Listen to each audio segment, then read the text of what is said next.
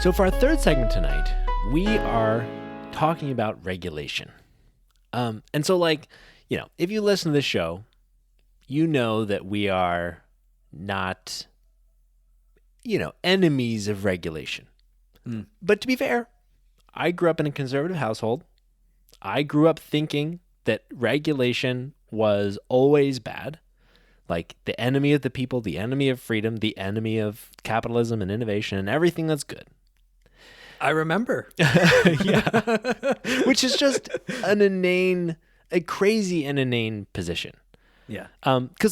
Because there are many kinds of regulation and they have a few different purposes. And I think what many conservatives argue against when they argue for regulation, it's the kind of regulation that, basically regulates businesses to, try to influence them to make certain decisions and not others. But they rail against all kinds of regulation. And well, except when it comes to your personal life, when it comes to whether or not you can get abortion, regulate it. When it comes to whether or not you can do marijuana, regulate it. When it comes to whether or not you can marry who you love, regulate it. You're right. They're not against regulation of individuals. Yeah. For the Party of Freedom, they're not against the regulation of individuals. They're against the regulation of corporations and companies. Which is, again, crazy. So we wanted to talk through a little bit the purposes of regulation, because there are a few, and specifically to talk about the power of the government to incentivize good behavior. Yeah. Yeah. And we've talked about similar concepts like this before. I mean, when you first pitched this topic to me, Michael, my first thought was, this sounds like libertarian paternalism. Yeah, in a way, it kind of is. In a way, it kind of is. But starting off with a most straightforward form of regulation that so many of us can get behind is establishing standards, which I think so many of us take for granted, but is such an important role. Fact that when you go to the pharmacy, whether it's an over-counter drug or a prescription drug, that it has been highly controlled and regulated. You know that it is the thing that's on the bottle in the amount that is described. You can walk into a pharmacy and really believe in those items that are regulated by the FDA, that they are what they say they are, and they will do, at least to some degree, effectively, what they say they will do. Yeah. Contrast that to the fact that, homeopathy and supplements are not regulated. And you run into a bunch of problems there where literally the thing that is listed is sometimes not even present in the thing that you're taking. Yeah. I mean, and take regulation of the food industry. I mean, we often see TV shows in which the health inspector is this evil asshole. I mean, I'm thinking Bob's Burgers. I'm thinking SpongeBob.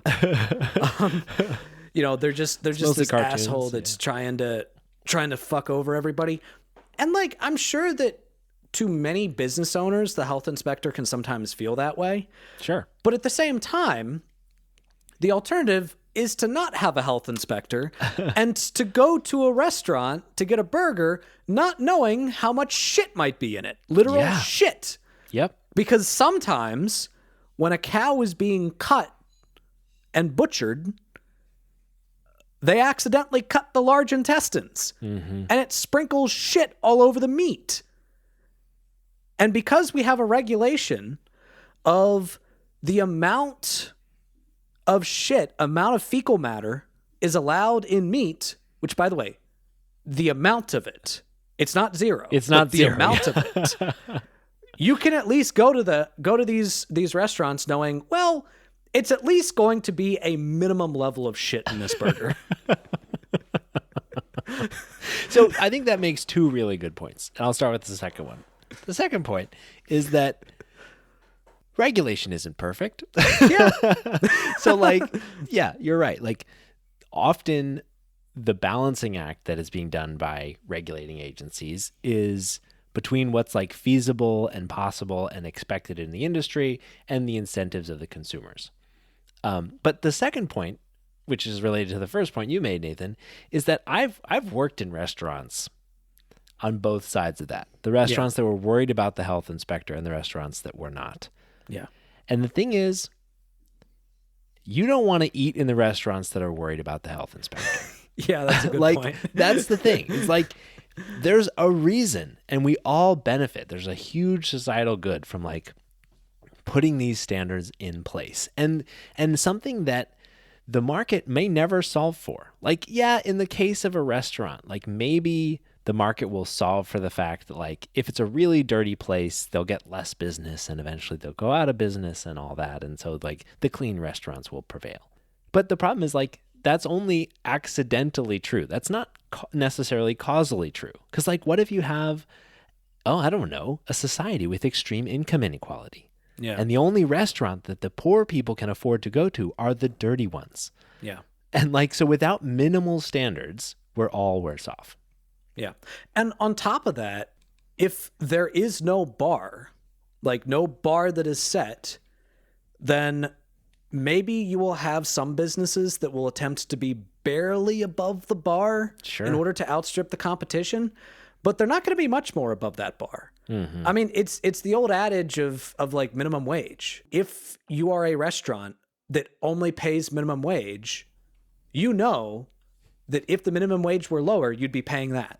Mm-hmm. Like any restaurant that pays minimum wage would be paying less if they could. Mm-hmm. All right. So for that reason, we want the bar to be higher. Yeah. We want the bar to be higher in terms of regulation, and we want the bar to be higher in terms of labor protections. Yeah. I think labor protections are a great example of this. Like the fact that like there was no limit on the length of a workday until like the 20th century. The fact that people could work themselves literally to death trying to to support their family. The fact that there was no minimum wage. The fact that like there were no worker protections, like there was no like workers' compensation and no worker protections for like the safety of the workplace. Like all of these things, I think we just take so much for granted, not realizing how much worse things could be if we didn't have this basic kind of regulation. Yeah. Like there is this assumption that regulation is inherently bad, right? But the thing is, we actually have a lot of historical precedent to be able to demonstrate why that is just not true. Yeah. Before the labor movement, you had horrific conditions in the meat packing industry, both for the workers and for the meat. Mm-hmm. You had children working in mines. Mm-hmm. You had children working in unsafe conditions. Yeah. You had many children dying young. And it wasn't until the labor movement and ultimately the New Deal that you really had a creation of the middle class. Mm-hmm.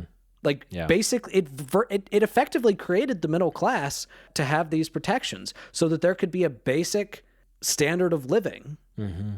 for people that are working full time. Yeah. All right. So limiting the amount of unsafe chemicals in food worked. Yeah. Yeah. Setting a minimum wage worked. Yeah. All right. Setting labor protections worked. Mm-hmm. Now, it is also important to note, though, that regulation in and of itself is not necessarily a good thing. You also have to have smart regulation, effective regulation based on actual research. And this is one of those instances in which it really sucks that this has become such a politicized issue. Yeah, seriously. Because it feels like Michael and I sometimes need to automatically take the stance of regulation because Republicans go off the rails at how stupid all regulation is, and they just make the dumbest points. And it feels like we have to defend it on principle because their arguments are just so stupid, when that's time that we should be spending not just defending the concept of regulation, but figuring out, researching, and arguing over what is more effective and what is less effective. Yeah, I think that's such a good point. Regulation is not inherently good nor inherently bad. The question is it effective or not? Does it accomplish a good goal or not? And I think that's just so important. And I think it brings us to kind of the second kind of regulation that we wanted to talk about, which is So those first kinds are regulating standards. The second kind is establishing incentives for companies to behave well in society. And the way that this is done is in its best form, the most effective, or like the best kind of this regulation, causes companies to internalize externalities. So let's break that down. So an externality is a cost of production, of doing business, of running an organization, all of these things. It's a cost, right? But it's an externality because it is not borne by the business. It's borne by society around the business. It's borne by the public. And so when you cause a company to internalize externalities, what you are causing them to do is recognize and account for the full cost, the true cost of producing the things that they produce.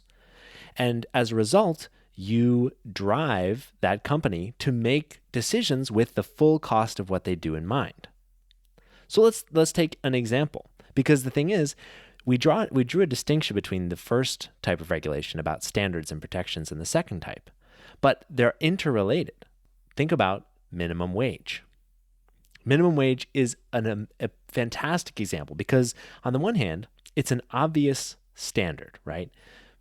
We need to standardize the minimum amount we're willing to pay people for their work to elevate the cost of living. But truly what this does at its most basic level is force companies to internalize, if the minimum wage is set at the right level, to internalize the cost of employing people, right? So like, if you are employing someone, you're taking that person's time, right? Time that they could be spending doing other things, time they could be spending exercising or growing food for themselves, all of these things, you're taking their time and you are paying them for it, right? But if you're not paying them enough, they can't like fulfill all the needs that their time would have fulfilled otherwise, right? They can't grow their own food because they don't have time, or they don't live in the right place to be able to grow their food. They can't purchase land to do that kind of thing. And so like, if you're paying them too little as a company, the people that have to pick up the bill for keeping these people literally alive, right, is the public through public assistance programs, right? You are literally giving them food through SNAP. You are providing them with healthcare that the company is not providing them.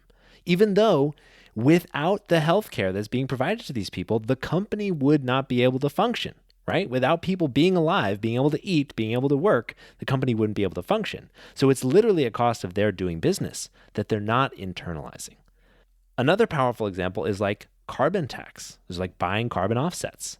This is like an imperfect example, and it's an example of incentivizing companies to take into account their costs, though maybe not incentivizing them to behave perfectly, right? So like a carbon offset, if you produce a certain amount of carbon into the environment, you can pay a certain amount of money to offset it elsewhere, right? Which causes the company not only to like literally offset the amount of carbon by reducing carbon emissions somewhere else, but also it forces them to say, hey, it actually costs us 20% more, whatever it is, to do this thing in a way that produces all this carbon. If we just produced it in a way that didn't produce all this carbon, we could save all this money. And so it is forcing them to recognize the true cost of their business. And by internalizing that externality, you drive positive behavior by these companies. You align their incentives with the incentives of the public.